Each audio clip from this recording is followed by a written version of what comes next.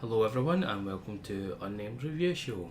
I had planned to do an unscripted review show for this, but as it turns out, unscripted reviews are really fucking hard. I don't know why I complain about games all the time unscripted, so I thought it would be the same, but apparently not.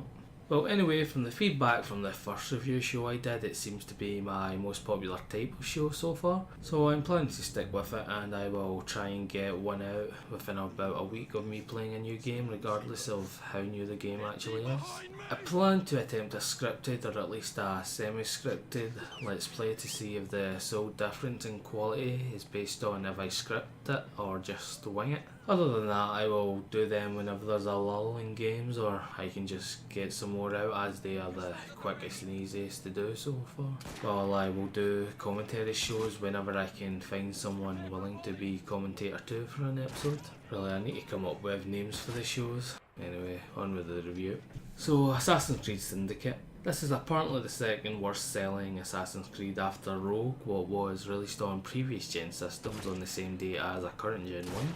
The current gen one being Unity, what completely overshadowed it with the massively mocked, reported and somewhat slightly exaggerated glitches, what is likely the most probable cause for Syndicate's poor sales. It did, however, for some curious and unexplainable reason, sell well in the UK.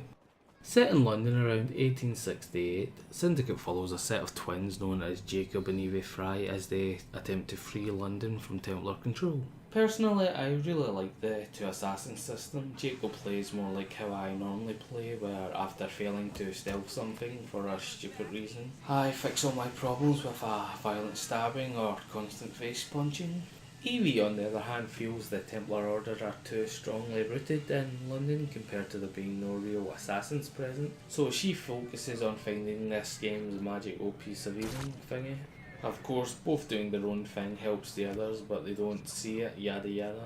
Though honestly, all in all, the story mode felt quite short. Most of your time outside of collecting shit, if you like to aim for 100% like me, will be spent doing the side quests, which basically come down to two kinds. You've got associate missions, what for the main part focus on liberating London from the Blighters, what is the rival gang. So assassinated Templars, freeing child labourers, collecting bounties and just burning all their stuff to take their land, followed with everything being settled by a big gang punch-up. There are two or so others, but they don't focus on messing with the Blighters. The first is a bookie that has you compete in Fight Club and some carriage races. The other has you do hijack missions, what are a lot less fun than they sound. See, all the associates have items and schematics and stuff locked behind them. Doing their missions levels them up and unlocks them, but while all the others max out by doing all of their missions.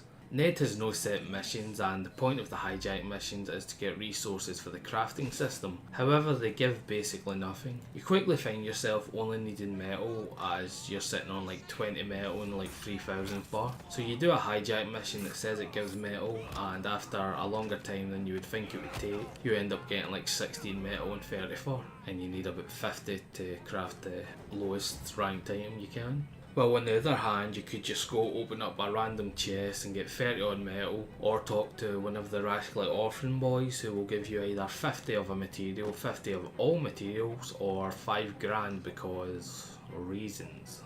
And Ned's associate board goes up so slow you will run out of a need for materials long before you finish it. And the kicker is they are just not fun, or at least not for long, so it's just a damn pain.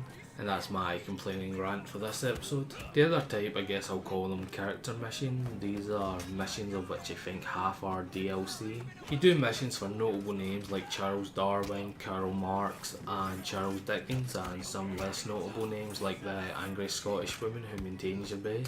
Some of these missions are some of the most enjoyable in the game, like the Dickens missions that focus on Spring-Heeled Jack, what is an old tale from around the time of a demonic looking man who would attack people at night and breathe blue flame before escaping with great leaps over walls and rooftops. Some are interesting in that they are different from anything else in the game, like when you get your hands on a Gatling gun. And sure, it's just basically a shooting gallery, but it's not bad.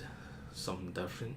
While others aren't so good, and yes, Karl Marx, I am looking at you and your glitchy ass fucking missions. Overall, I think this is one of the better Assassin's Creed games. It Doesn't compare to an epic pirate adventure, but then very few things do. You do get to zip around industrial London with some kind of zipline grappling hook that seems like it would be more at home with Batman than anything else, so that's a huge plus in my book. Its biggest failing is that it follows Unity, what caused people not to trust it at all. Assassin's Creed has always been glitchy, from odd movements to things not loading, but for the most part, any weirdness could be gotten over quickly and forgiven, but Unity was so noticeably bad that they had to abandon milking it with DLC to work on fixing it, and if a AAA company ever stops milking something, you know something is wrong. But while Ubisoft have gotten back on the horse, flaunting its Jack the Ripper DLC before the game is even out like a bunch of bastards, because I actually really want that. Most gamers aren't as willing to join them just yet. Also, I am wondering about the time skip, as I believe Jack the Ripper was 1888, not 1868, but could be wrong there. Anyway, it's quite fun, and they even cut out the multiplayer stuff people weren't asking for, what is another plus. So once again, that's my review.